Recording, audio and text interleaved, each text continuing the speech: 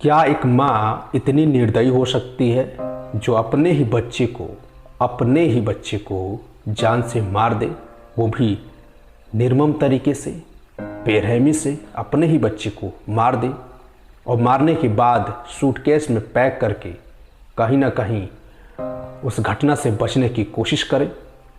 दोस्तों, इन दिनों गोवा में जो हत्याकांड हुआ वो हर कोई जान रहा है और लगातार सोशल मीडिया पे ये खबर बहुत तेज़ी से वायरल है।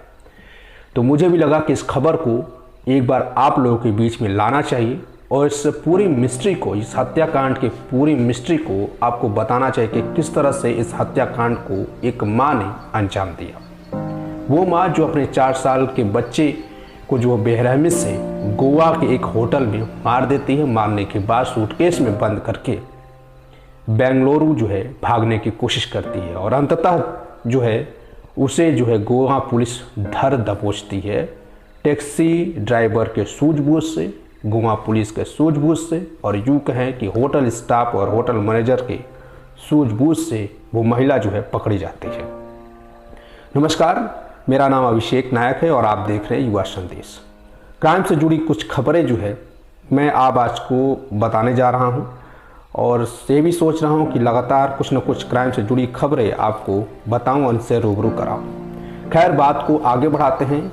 इस मिस्ट्री को, इस कहानी को, एक स्टोरी को मैं आपके पास रखता हूँ। किस तरह से एक माँ ने अपने बेटे को बेरहमी से मारा, इस घटना को कैसे अंजाम दिया, उसके बारे में आज मैं आपको बता रहा हूँ। सूचना सेठ, उस महिला का नाम है सूचना सेठ और उसके पति का नाम है वेंकटेश रमन। हालांकि दोनों के बीच जो है रिश्ते ठीक नहीं चल रहे थे, पति पत्नी थे और दोनों के बीच जो है डिवोर्स हो गया। 4 साल का एक बच्चा था और जब डिवोर्स होने के बाद उस बच्चे की कस्टडी उसके माँ सूचना सेठ के पास मिली और बच्चे की देखरेख वही करती थी। लेकिन उस बच्चे को क्या पता कि उसकी माँ एक दिन उसका कातिल बन जाएगी, उसे जान से मार देगी। 6 जनवरी और 10 जनवरी का वो ऐसा दिन है, ये दोनों बीच का ऐसा दिन है जिस दिन जो इस घटना को अंजाम सूचना सेठ ने दिया, अपने बच्चे को बेरहमी से मारा।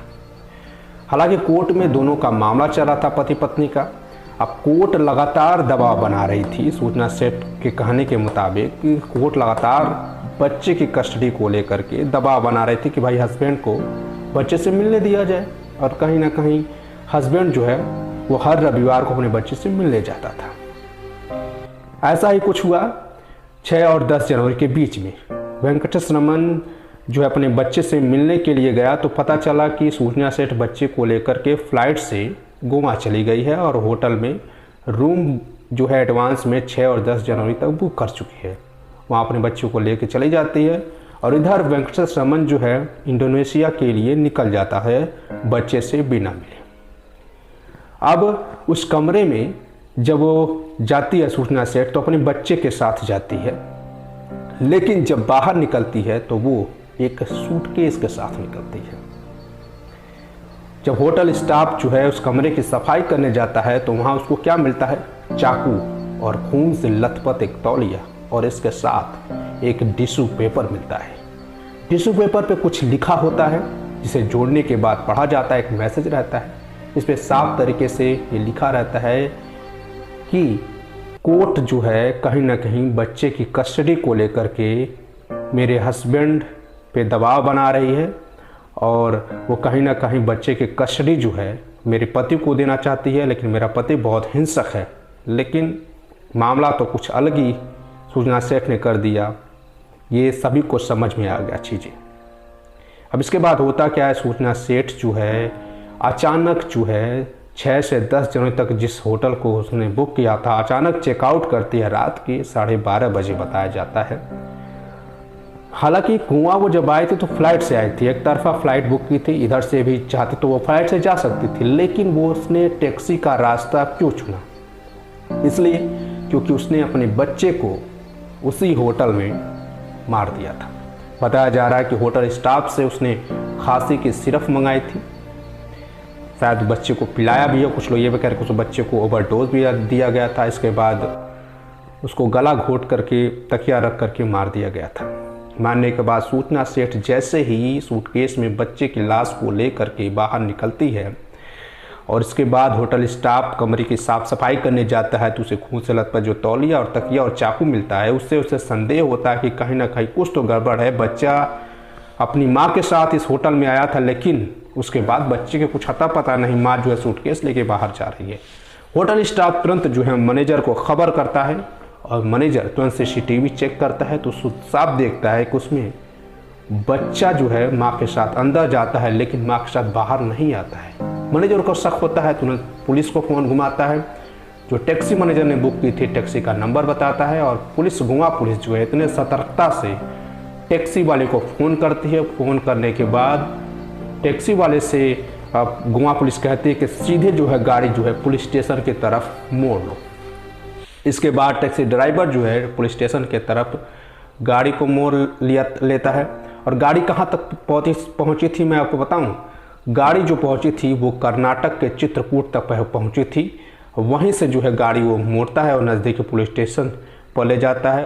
उसके बाद सूचना सेठ जब टैक्सी से बाहर निकलती हैं तो उसमें उस मासूम 4 साल बच्चे की लाश मिलती है। इसके बाद सूचना सेठ को हिरासत में ले लिया जाता है और पूछताछ जारी हो जाता है। ये खबर वेंकटेश को भी लगती है। वेंकटेश भी जो है वापस भारत आते हैं। भारत आने के बाद बच्चे का दाह संस्कार करते हैं और किस तरह से सूचना सेठ पे लगातार जो है 6-7 दिन तक पूछताछ हुई और सारा चीज़ जो है उन्होंने कबूल दिया। तो क्या बच्चे की कस्टडी को लेकर के क्या इतना बड़ा बवाल हो सकता है? ज़रा सोचिए, क्या एक माँ इतना हिंसक हो सकती है सिर्फ और सिर्फ अपने पति के झगड़े को लेकर के, आपसी झगड़े को लेकर के? क्या बच्चे को पति पत्नी के झगड़े से जान गंवाना पड़ा? उस मासूम 4 साल के बच्चे को किस तरह से ये निर्मम हत्या की गई, या आप सोच सकते हैं। तो इस तरह की क्राइम कहीं ना कहीं उन तमाम लोगों पे संदेह पैदा करती हैं जो पति पत्नी की आपसी झगड़े होते हैं और बच्चे को कस्टडी को लेकर के जो चीज़ें सामने आती है। तो अब क्या बच्चे की कस्टडी को सुरक्षा मिलनी चाहिए जिस तरह की यह वारदात हुआ है? आपकी क्या राय है इस घटना पर, हमें ज़रूर कमेंट करके बताइए। लेकिन पूरी मिस्ट्री मैंने बताया कि यही चीज़ हुआ और यही पूरा कहानी से सूचना सेठ जो है पकड़ी गई। बाकी आज के लिए इतना ही। बने रहिए, कोशिश करूँगा लगातार कुछ ना कुछ क्राइम स्टोरी आप लोगों के सामने पेश करूँ। नमस्कार, जय हिंद।